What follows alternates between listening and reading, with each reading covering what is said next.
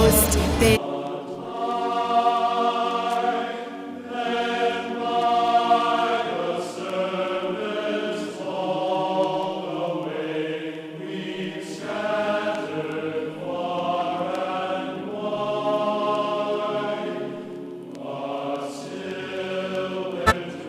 On the confirmations, because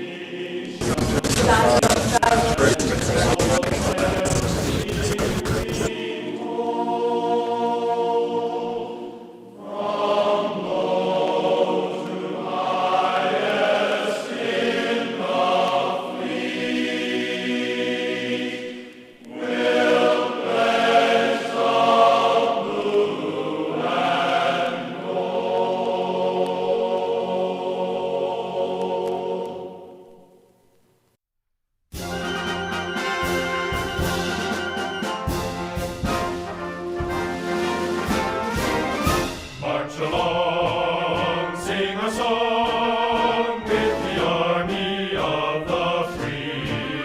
Count the brave, count the true, who have fought to victory. We're the army and proud of our name. We're the army and proudly proclaim. First to fight for the right and to build the nation's might, and the army goes rolling along.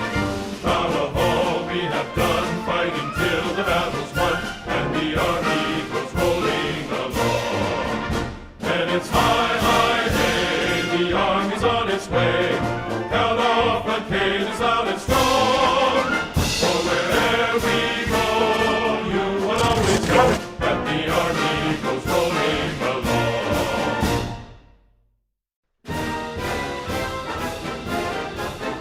First to fight for the right and to build the nation's might, and the army goes rolling along.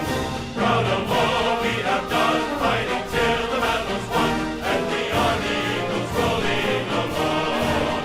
And it's high, high, hey, the army's on its way.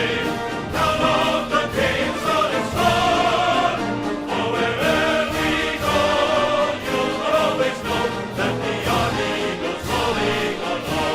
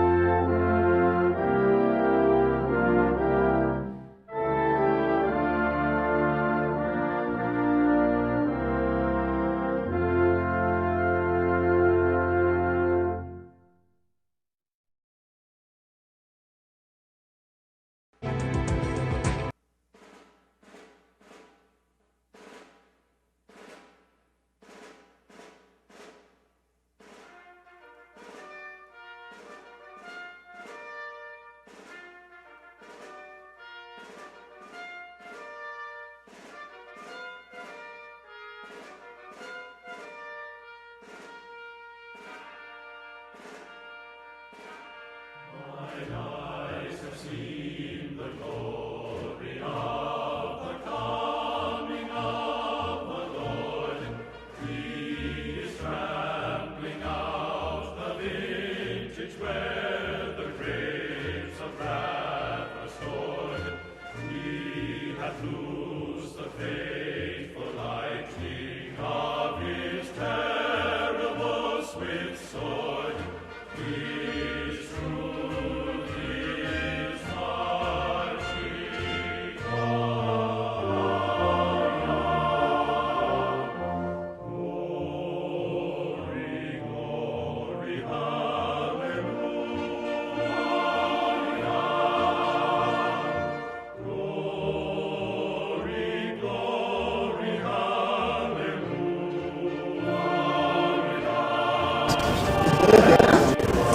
I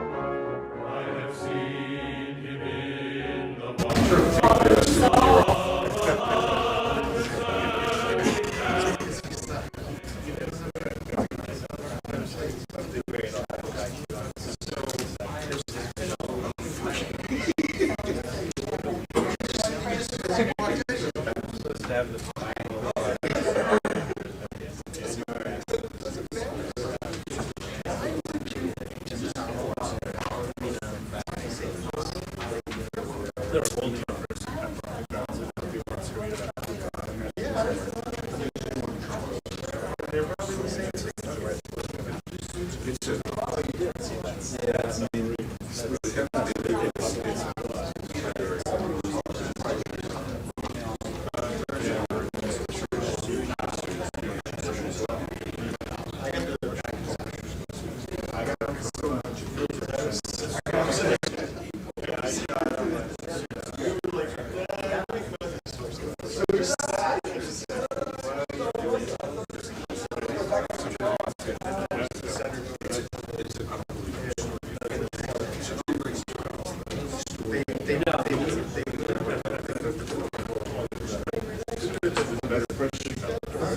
That's true, because she would tell much more modest.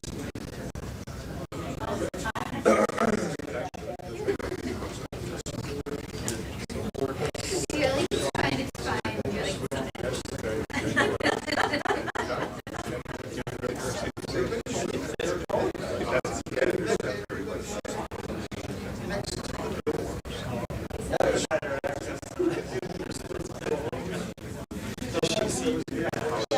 All right, folks, welcome. Sorry about that little thing, but we're just working on the audio is perfect. We're just working on the hot mic audio.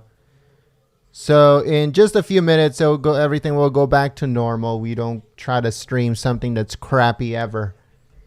So I was trying to make sure my microphone worked from here at the studio, and also the hot mic audio is a little out of whack, but we're working on that. Once the Fed chair actually comes up and delivers his speech about raising the interest rate and trying to stick it to Trump, then the audio is going to be perfect once that happens. So make sure you guys stay tuned. Live here at Golden State Times. Please share this live stream on social media. They're planning to, spike the interest rate.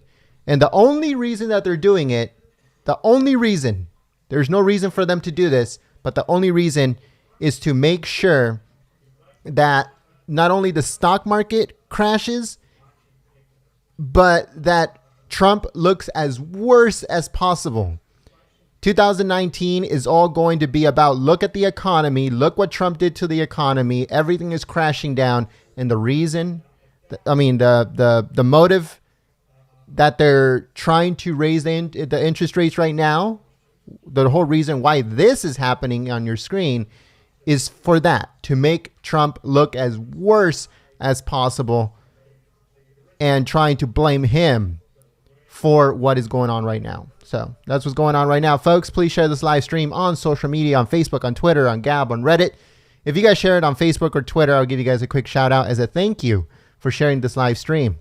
So stay tuned. Please share this live stream. Send it to all your friends, families, anybody, friends, patriots. If you guys are one part of those groups on Facebook and on Twitter, then make sure to share it on there too. So thank you so much.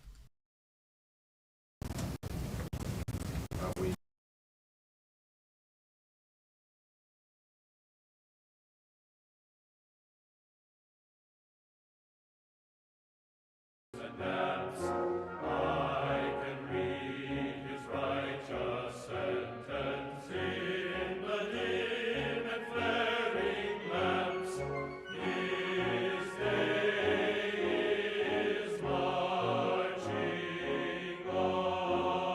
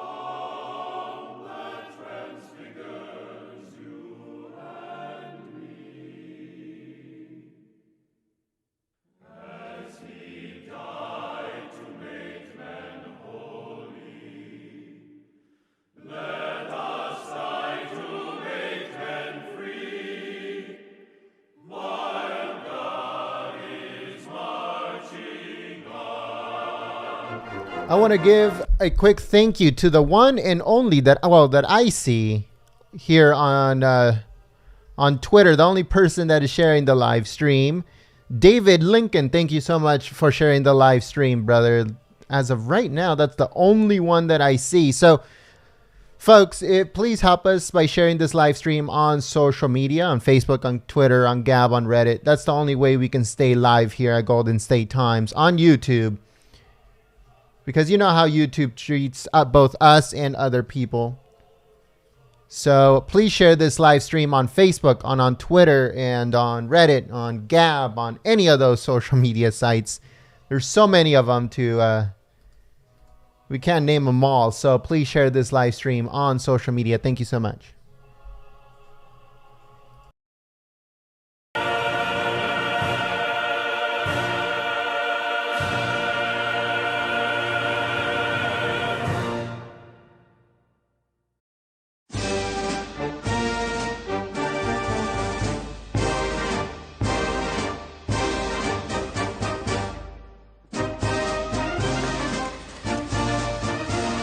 Over the past year, the economy has been growing at a strong pace.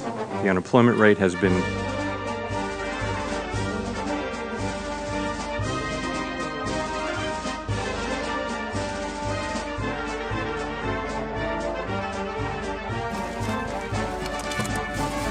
Good afternoon, everyone.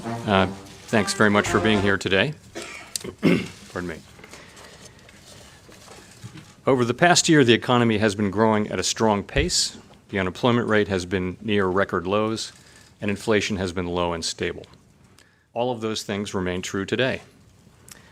Since the September meeting of the FOMC, however, some cross currents have emerged.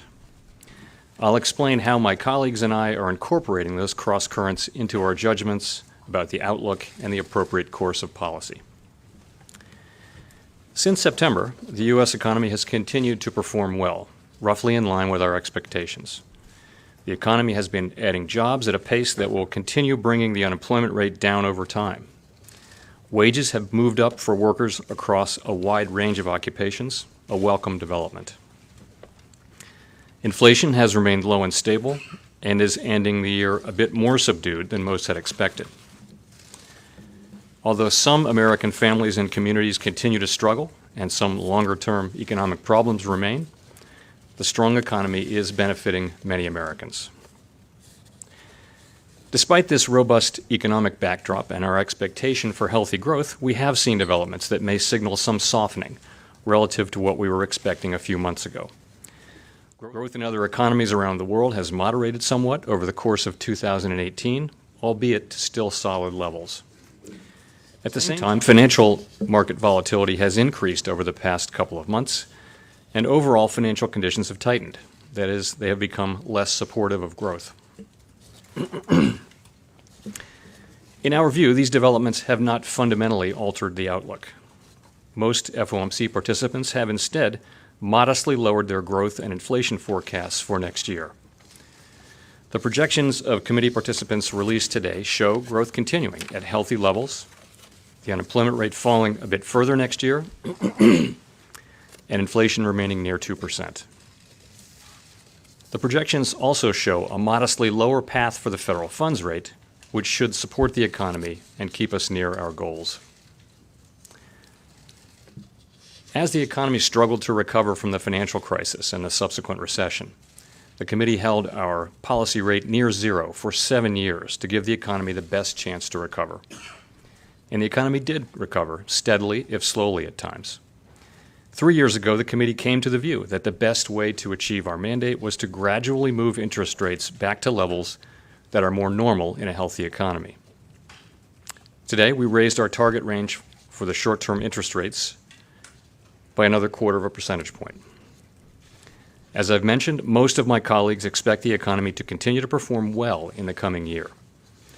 Many FOMC participants had expected that economic conditions would likely call for about 3 more rate increases in 2019. We have brought that down a bit and now think it is more likely that the economy will grow in a way that will call for 2 interest rate increases over the course of next year. We always emphasize that our policy decisions are not on a preset course and will change if incoming data materially change the outlook. And given recent developments, the statement notes that we will continue to monitor global economic and financial developments and assess their implications for the economic outlook. Now I will provide some additional context and detail, starting with a review of policy over the last year. Last December, the unemployment rate was 4.1%, and inflation had been running just below 2%. FOMC participants and many other forecasters were predicting that growth in 2018 would be strong. This growth was predicted to push the unemployment rate down to near historic lows, and the increasingly tight labor market was expected to help push inflation up to 2%. Given this outlook, committee members judged that the appropriate way to sustain the expansion with inflation near 2% was to continue gradually withdrawing the extraordinary support for the economy that had been in place for almost 10 years.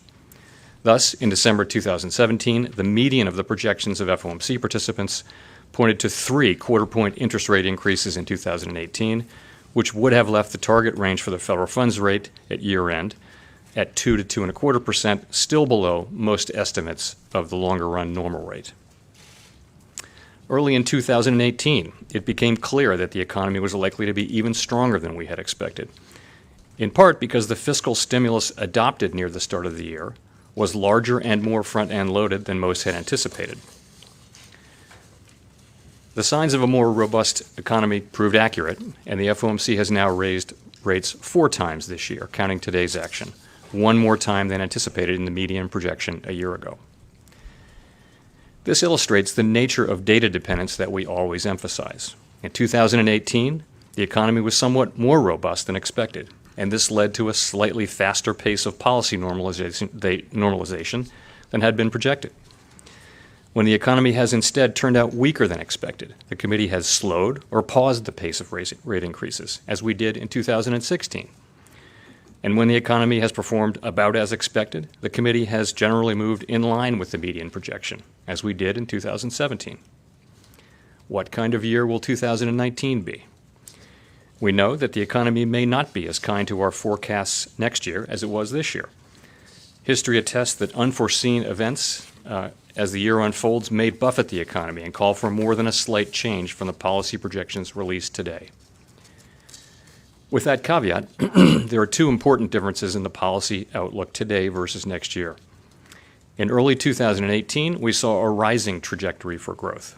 Today, instead, we see growth moderating ahead. FOMC participants, along with many other forecasters, had long predicted some moderation of growth in 2019.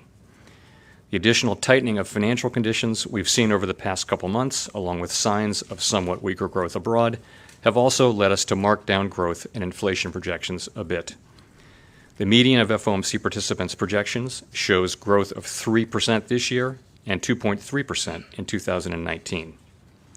With growth remaining next year above its longer-run normal value, the unemployment rate is projected to fall a bit further to 3.5% by the end of 2019. Inflation in the median projection remains near 2%. Second, the economy has continued to strengthen this year, and given our 4 rate increases and the ongoing reduction in our portfolio, monetary policy will be providing a smaller boost to the economy in 2019. After today's action, the target range for the federal funds rate is 2.25% to 2.5%, putting it at the lower end of the range of estimates of the longer-run normal rate provided by the committee. Over the next year, if events play out broadly as expected, the federal funds rate will be in a range in which judgments of people both inside and outside the Fed will sometimes differ regarding whether the stance of policy is modestly accommodative, neutral, or modestly restrictive. When rates are in this range, the FOMC makes policy in light of the array of diverse views on the committee. Moving forward, my colleagues and I will be watching the economy closely for indications that the stance of policy is appropriate to sustain the expansion with a strong labor market and inflation near 2%. It's worth noting that the summary of economic projections is a compilation of the individual projections of all FOMC participants. We sometimes point to the median of these projections to illustrate the broad middle of views of the committee. Each participant's projection represents appropriate policy under the baseline outlook provided by that participant. We believe that the SEP provides useful information about committee participants' thinking, But the median is not a consensus judgment and certainly does not represent a committee plan. Actual policy will, as always, be adjusted as incoming data shed light on the state of the economy, the outlook, and the changing balance of risks. Neither the pace nor the ultimate destination of any further rate increases is predetermined. We will adjust monetary policy as best we can to keep the expansion on track, the labor market strong, and inflation near 2%. We know that our policy decisions affect all American families and businesses, and will continue to make our decisions objectively and based solely on the best information and analysis. Thank you, and I'll be happy to take your questions. Sam, and then Thanks very much. Sam Fleming from the Financial Times. One of the recent surprises has been fairly tepid inflation data. I wondered, first of all, if you could explain why you think, despite the extremely tight labour market, we're still not seeing much in the way of inflationary pressures. In the context of a more data-dependent Fed, how will the Fed respond to further undershoots of inflation moving into next year? Thanks. Well, you're right, Sam. Inflation has come in just a touch below where we expected it to be, not by a big amount, but by a small amount.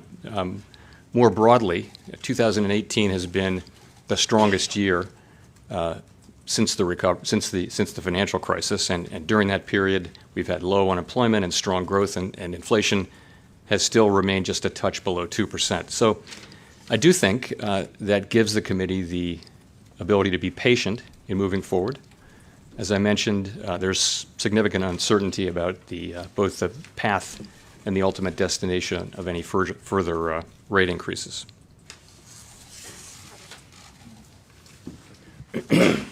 Hi, Heather Long from the Washington Post. Today, the Fed lowered its expectations for interest rate increases. Given that, I'm wondering if the Fed has had any discussion of altering the course of balance sheet normalization, and if you could give us any insight on what might lead the FOMC to alter that balance sheet normalization in 2019. Sure. If you go back some years, I think people who were working at the Fed in 2013 and 14 took away the lesson that the markets could be very sensitive to news about the size of the balance sheet, the pace of asset purchases, the pace of runoff, and things like that. So we thought carefully about this, on how to normalize policy, and came to the view that we would effectively have the balance sheet run off on automatic pilot and use monetary policy, rate policy, to adjust to incoming data. And I think that has been a good decision. I think that the runoff of the balance sheet has been smooth and has served its purpose. And I don't see us changing that. And I do think that we will continue to use monetary policy, which is to say rate policy, as the active tool of monetary policy. Okay, Nick, and then Steve. Thanks. Nick Tamaros at the Wall Street Journal. Chairman Powell, you talked a little bit earlier about the ability to be patient. And so as you think about your next policy moves, are you inclined to go at the current recent pace to a slightly different destination that's laid out in the projections today? Or does the current environment of restrained inflation maybe allow you to space out your next few moves and take more time to get there? So as background, I would just point to 2018 being a very strong year, and the committee looking forward to 2019 and still having what amounts to a positive forecast. We still are forecasting individually growth a bit above its longer run potential. 2.3% is what we're forecasting. We're forecasting that growth will be strong enough that unemployment will drop still further and inflation will remain right near our target. So I'd say that's a reasonably positive forecast. Going forward, I will be looking in particular to see whether incoming data tell us that we're in fact on that path, that the development of the economy is in line with that expectation. That will be the main thing. More broadly, though, I think we've reached the bottom end of the range of committee estimates of what might be neutral. I think from this point forward, we're going to be letting the data speak to us and inform the outlook and inform our understanding of what would be appropriate policy. So there's a fairly high degree of uncertainty about both the path and the ultimate destination of any further increases. Steve and then Binya. Mr. Chairman, Steve Leisman, CNBC. Could you tell us how three things affected the outlook for the economy and rates? The first is how the market's decline affected the outlook for the economy and for rates. The second is trade tensions and the tariff war, how you factor that into your outlook. And the third is comments by the president urging you not to hike rates.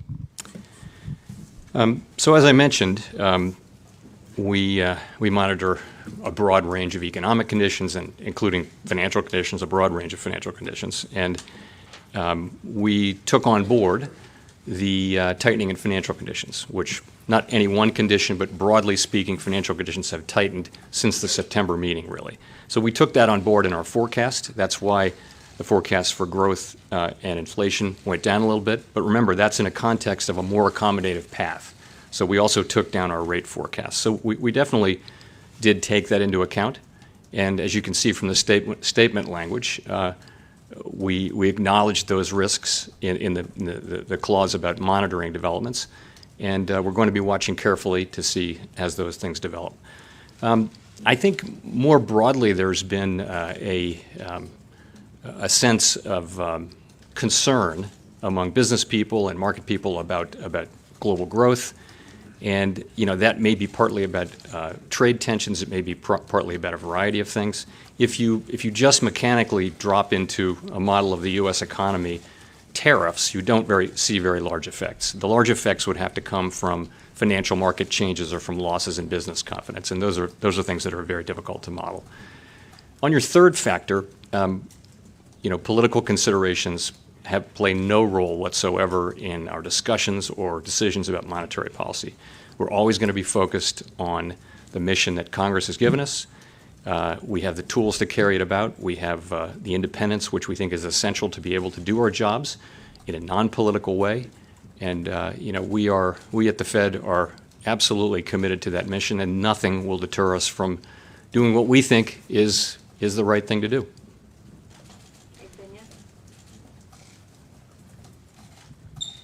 Binya Applebaum, The New York Times. You're about to undershoot your inflation target for the 7th straight year. Your new forecasts say that you're going to undershoot it for the 8th straight year. Should we interpret the dot plot as suggesting that some members of your committee believe that policy should be in a restrictive range by the end of next year? And if so, can you help us to understand why people would be advocating restrictive monetary policy at a time of persistent inflation undershoots?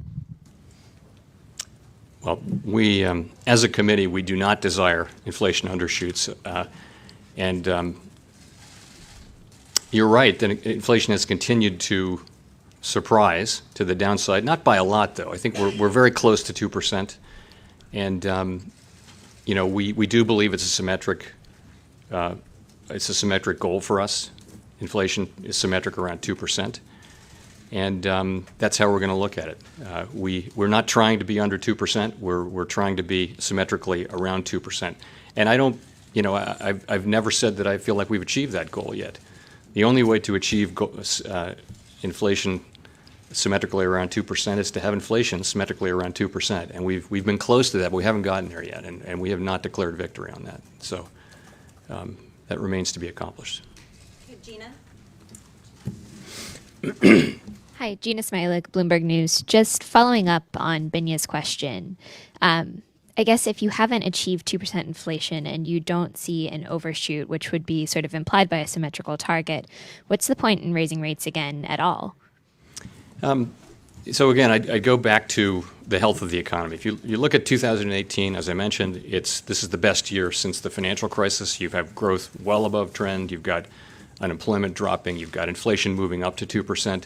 And we also have a positive forecast, as I mentioned. And in that context, we think this move was appropriate for what is a very healthy economy. Policy at this point does not need to be accommodative. It can move to neutral. It seems appropriate that it be neutral. We're now at the bottom end of range of estimates of neutral, so that's the basis upon which we made the decision. I also think we took on board, the risks to that, and we're certainly cognizant of them. Okay, Marty and then Mike. Mr. Chairman, Marty Kretzinger with the AP. You've established for this coming year a communications panel to look at how the Fed communicates. Could you talk a little bit about what you expect to get from that panel? And will the dot plot be involved in that at all? How do you think the dot plot is working? Are we dealing with it the way that you want us to be handling the dot plot, or is it something that you might tweak a bit? So this review, what it really is, it's coming at a time when the economy is strong, and it's a good time to take a step back, we think, and ask whether our strategy and our tools and our communications around monetary policy are doing the job that Congress has assigned us to do on behalf of the American people. And what we're going to do is we're going to open ourselves up and have a discussion with many outside groups of all different parts of the economy, including an academic conference in June in Chicago. And again, the idea is to listen to new ideas, better ideas, old ideas. Many of them have been around, and try to assess whether there are better ways we can do things. One of the overarching facts is that rates have been really coming down overall for more than 3 decades now. We may be in a world where interest rates are just lower for the time being, and therefore we'll have less policy space to react to economic downturns. And we'd want to be evaluating ideas for better achieving the goals that Congress has given us. We're not looking at law changes at all, and we're not looking at changing the inflation target, for example. We are looking for better ways to achieve the inflation goal, for example, on a symmetric basis. So that's the sense of that.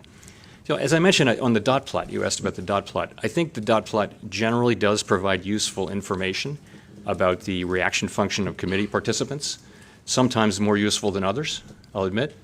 But in general, I think people sort of have it figured out and understand what it is and what it isn't, but that doesn't mean we don't like to repeat what it isn't, which it's not a consensus forecast, it's not something that we vote on.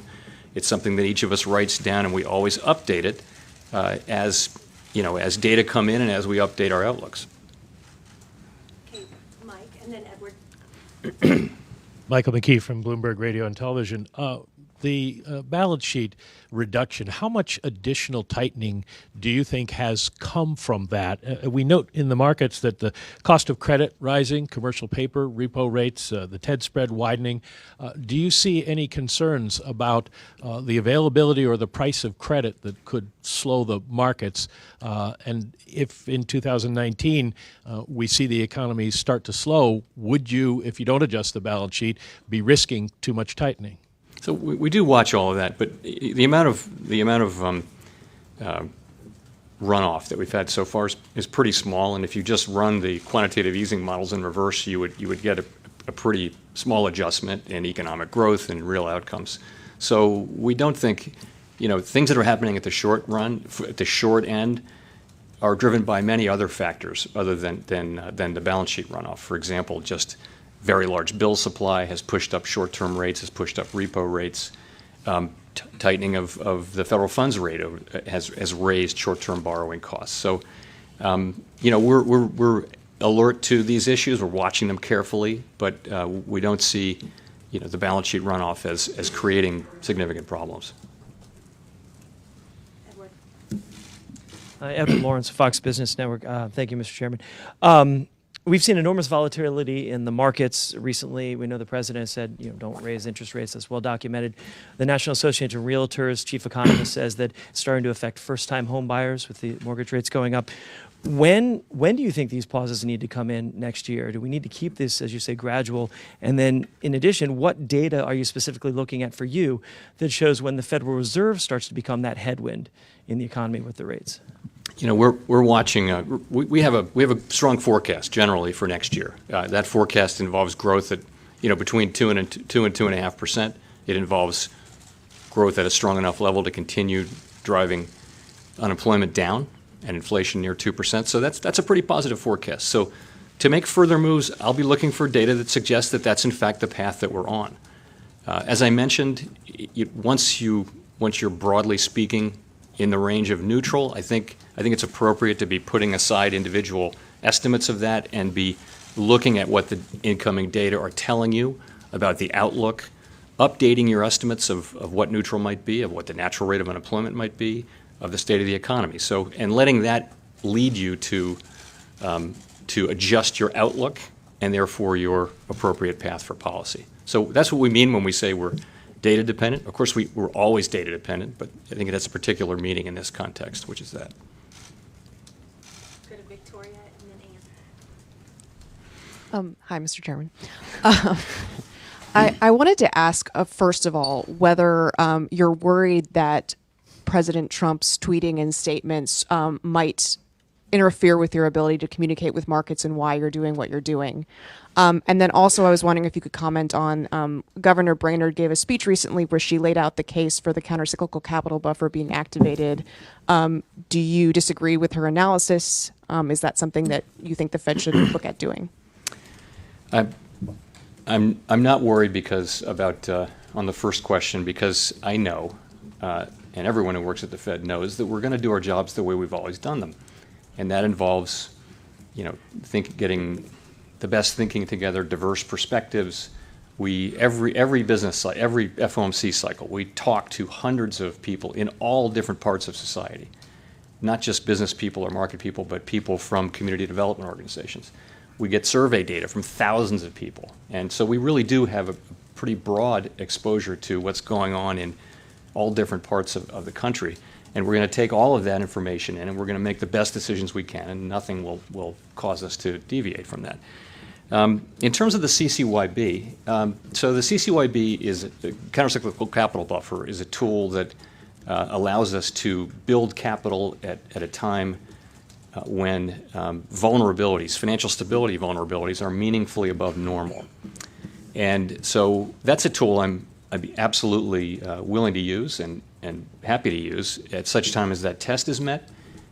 We meet and discuss that and evaluate it on roughly an annual basis. We haven't done it since early this year. I think we'll be doing it early next year, and we'll be reaching that judgment then. I will tell you, I recently gave a speech saying that I believe that financial stability vulnerabilities were roughly at a moderate level. So for me, but I would want to leave my mind open on that and have that discussion with my board colleagues when the issue arises. Okay, Ann. Ann Safira with Reuters. You said that policy does not need at this point to be accommodative, but does it need to be restrictive, as the dots seem to suggest that it will be?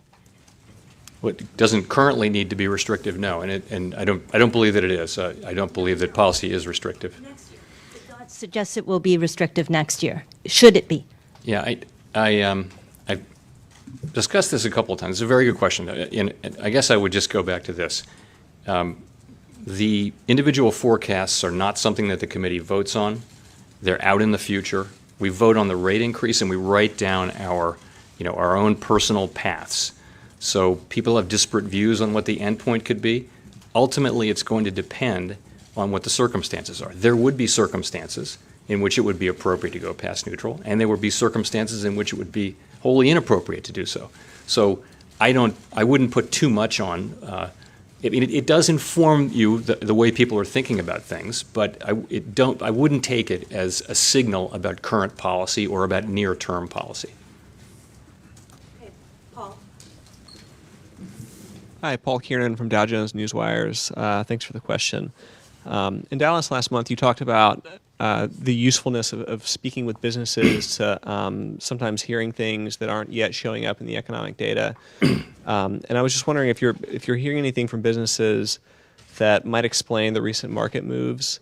Are markets onto something that, again, hasn't showed up yet in the data? Thanks. So if you look at the Teal book, or if, we get the Teal book in person from the Reserve Bank presidents who come in and they share their discussions, not just with their directors, but with literally hundreds of business and nonprofit, and labor union people around the country. And I personally find it really interesting. I mean, my background is very much working, starting with a small group of people, maybe a company, and working out. So that kind of anecdotal data really helps me capture the picture better. So, and what you're picking up now, I think, is there's a mood of concern, or it's a mood of angst about growth going forward, if I could just capture it in one thought. There are many reasons that are given for that, but generally speaking, it's a concern about, is growth going to be as strong as it was? Why not? What might it be? Different people. But that mood is out there. That doesn't mean that it'll come into the real data in a big way. It may, or that financial conditions will tighten further. We'll just have to see. For now, financial conditions have tightened a little bit. We've taken that on board, both in the outcomes in our forecast, but also in a lower rate path to provide some accommodation to push back against that tightening. That's how I think about it. Okay, Greg, and then Nancy. Greg Rupp from Market Watch. Just following up on Paul's question, President Trump said recently that you should feel the markets. So when you see the markets, what are the markets telling you?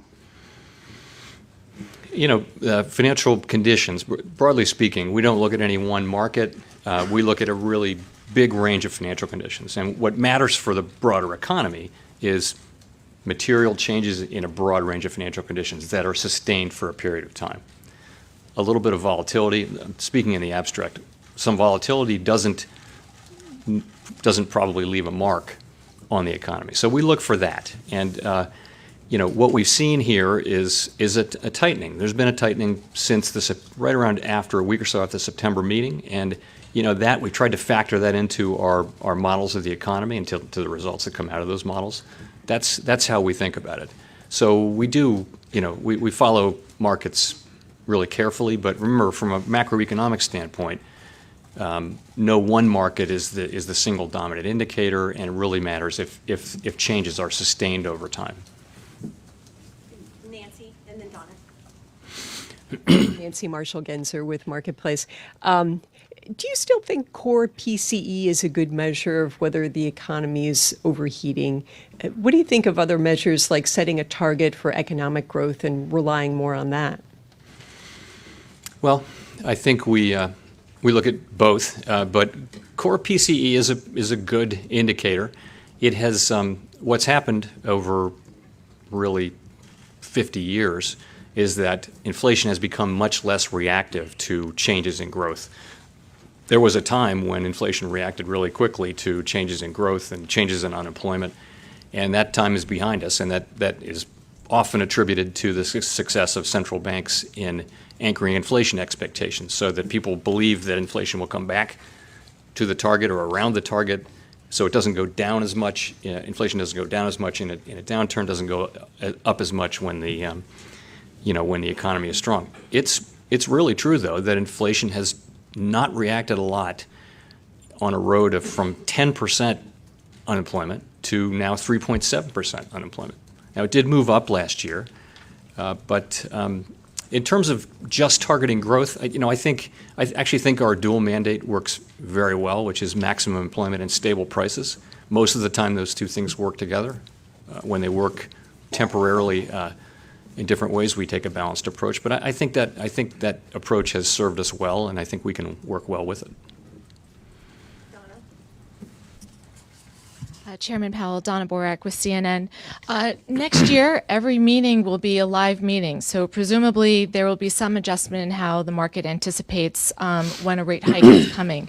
How has the committee thought through communicating those potential policy moves, especially in light of the fact of the tremendous amount of uncertainty going into next year? I think having regular press conferences will be a big gain for communication. I certainly hope it will. That's the plan. And so being able to come out after each meeting and explain the committee's thinking and relate that to the state of the economy and expectations for policy and global developments, I think it'll be, the idea is that it'll be helpful in explaining how we're thinking and, explaining what we're thinking about policy going forward. So that's the plan. I do believe it will be a positive development.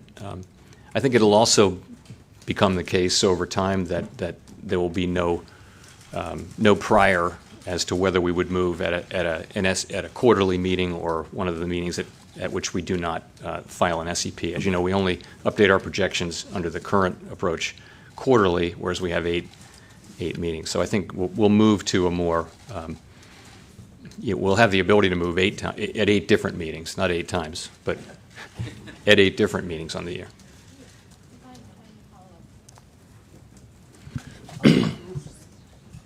I guess that's sort of the question that I'm trying to drive at is in terms of communicating to the market, because the market's been so adjusted to the fact that these are quarter-end rate hikes, and now you have the potential to move 8 times a year. Is the Fed thinking through how it's going to communicate when it plans, especially given the amount of uncertainty? Yes, I think that's probably pretty straightforward. If we want to communicate something about something that's going to happen at a future meeting, I think we know how to do that in speeches, in press conferences and such. Okay, Don Lee. Don Lee with the LA Times. You mentioned broad-based wage gains this year, and wondering if you see further acceleration in wage growth and just how much slack there is in the labor market. So what we've seen is a very gradual and I think ongoing increase in wages. If you go back a few years, you'll see that we look at many indicators of wages and compensation, but there are 4 principal ones, and they were all kind of clustered around 2 if you go back 5 years ago, 2% increase per year. Now they're all at 3, and they've just continued to gradually move up, not perfectly in sync, but that's a number that is, right in keeping with 2% inflation and 1% productivity growth. So in an economic sense, it makes sense. I do expect, and I think many forecasters expect, that wage increases will continue, and that would be a welcome development. Wage increases do not need to be inflationary. There's plenty of evidence of situations, for example, in the very tight labor market of the late 1990s, as I think I mentioned in a speech a month or so ago. We had wage increases above productivity plus inflation. We didn't have high inflation. So it would be welcome. We hear a great deal of anecdotal information about labor shortages, along with other, bottlenecks and things. But so I would expect that wages will keep moving up, and it doesn't necessarily mean inflation. We don't think of it that way. So, did I answer your question? Labor slack. Labor slack. Yeah. So, by most indicators, we look at a very wide range of indicators on the labor market. And by most indicators, we are at or even above longer run normal levels. But I would point to one particular pocket, and that is labor force participation by younger prime age workers, particularly prime age males, is still meaningfully below its pre-crisis level. Most other age groups in both genders have moved back up pretty close to where they were at the last cyclical peak. There's a question: can we go above that cyclical peak? And or are the problems more structural than cyclical, and that there isn't? So we'll have to find that out. I think, given a strong economy, we've had the luxury of finding out that labor force participation can be higher than we had thought, and that's nothing but a good thing. Okay, John. Hi, John Heltman with American Banker. A regulatory question, if I may. So many of the Fed's regulatory proposals so far, especially this year, have been primarily focused on banks in the sort of medium to small range. That is, sort of tailoring enhanced prudential standards, particularly for those banks. And I'm thinking of the stress capital buffer, as well as the most recent proposal on banks between 100 and 250 billion.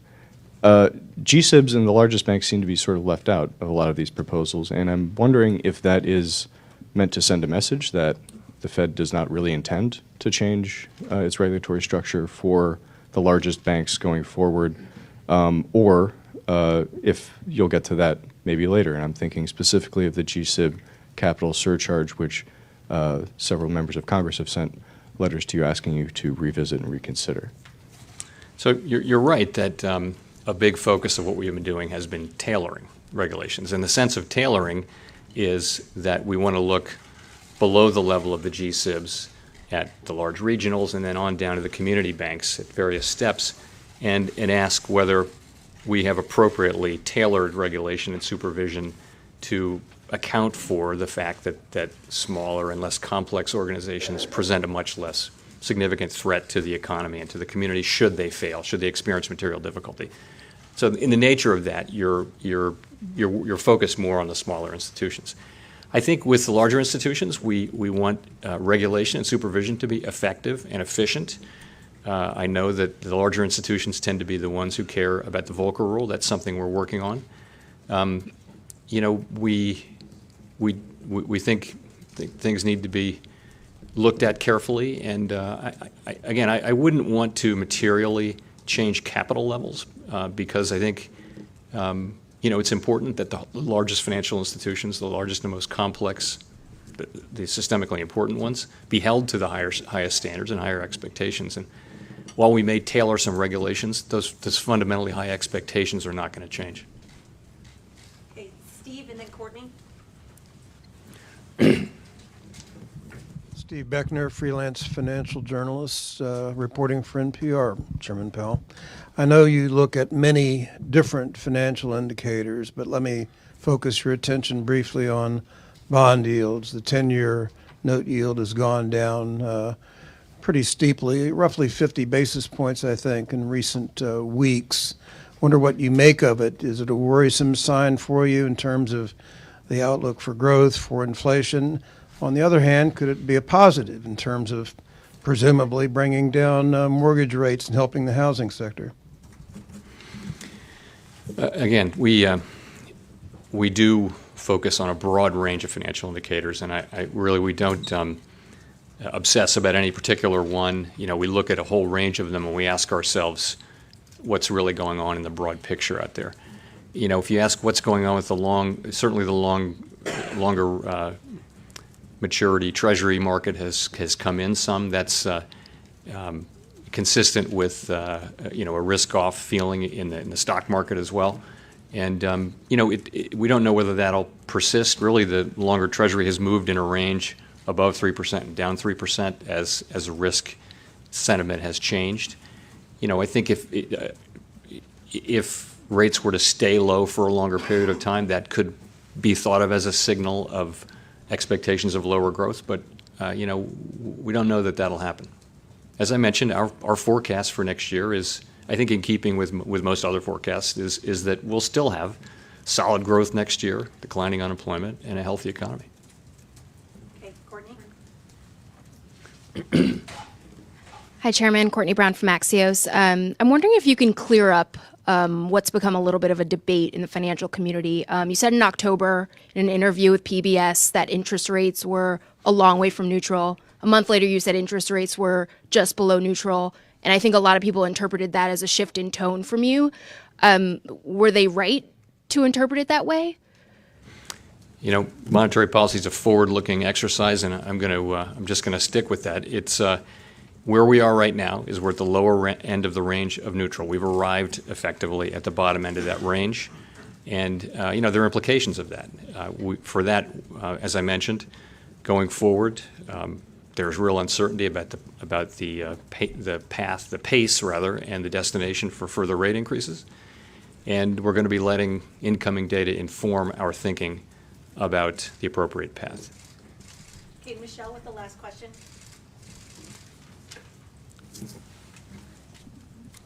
Michelle Fleury, BBC News. Chairman Powell, you talked about monitoring global developments. I was wondering, you touched on the trade dispute with China, but could you elaborate on what economic developments you're referring to, whether Brexit is one of those? What else? More broadly, I'm referring to global growth. So if you go back a year, 2017 was a year of kind of ongoing upside surprises in global growth. It was a year of synchronized global growth, and people raised their forecasts for growth around the world kind of throughout 2017. And in some sense, expected that to continue into 2018. What has happened instead has been a modest retracing of that. So you have still healthy levels of growth in the aggregate around the world, but close to the potential growth rate of the global economy.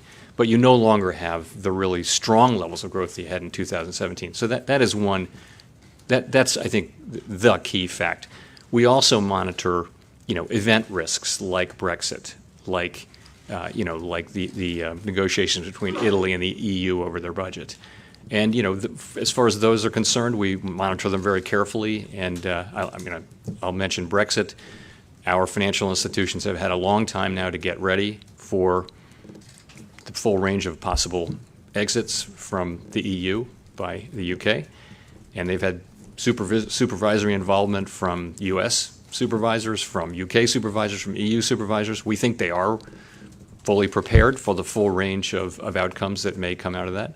I was very happy to see the developments around central counterparties today. That was a big issue that seems to have been satisfactorily, for the time being, resolved. So it's something we're watching carefully. Honestly, it shouldn't have major implications for the United States, but there's a lot of uncertainty because it's not something that's happened before. So we'll be watching it carefully. Okay, thank you. Thanks very much.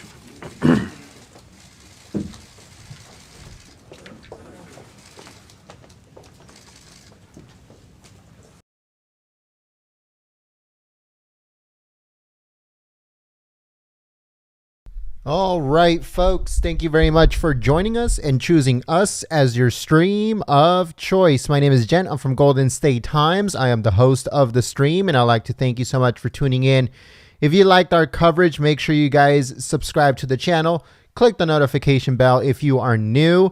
If you guys have been with us for a while, make sure you guys are still subscribed. YouTube has been unsubscribing people in mass quantities. There's something called the purge, or the subscription purge on YouTube, where they unsubscribed a lot of people. So make sure you guys are still subscribed to the channel and the notification bell is still on.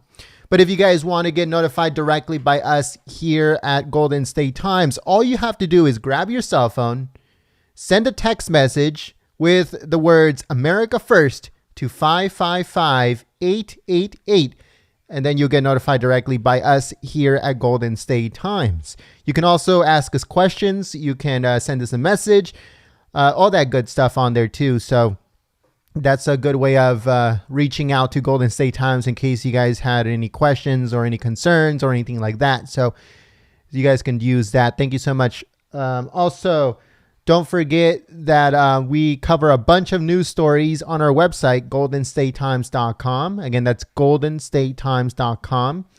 If you'd like to help out Golden State Times, the link is in the description below. And we thank you so much for your consideration. Also, thank you so much to the moderators for coming out, keeping the chat clean and enjoyable for everyone. You guys do an amazing job, and we thank you so much. If we don't have a broadcast before Christmas, we just want to say that Merry Christmas, and I hope that you guys pass it with family, friends, and you guys have a good time. Thank you so much for always tuning in to Golden State Times. Again, Merry Christmas, folks. I hope that we get another live stream tomorrow, but if we don't, then we just want to say Merry Christmas from us here at Golden State Times.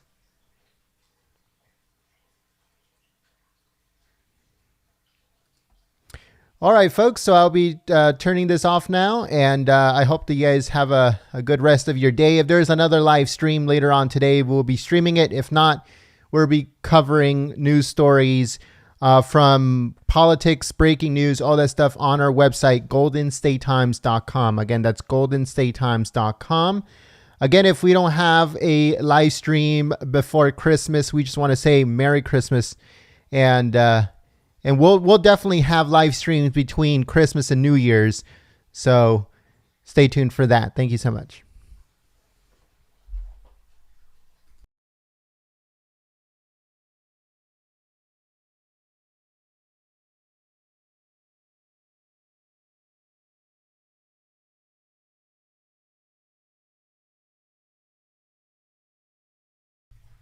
One last thing before I forget. If you guys want to continue the conversation of what you guys just watched, you guys can follow us on Twitter at Gold State Times if you have Twitter. If you have Facebook, you can add yourself to our closed Facebook group. It's called Citizen Reporter on Facebook. So make sure you guys add yourselves to that group. Right there, we cover everything from news stories to videos, important, papers that come from, Congress or anything like that, or released documents. All that stuff is always shared on that closed group.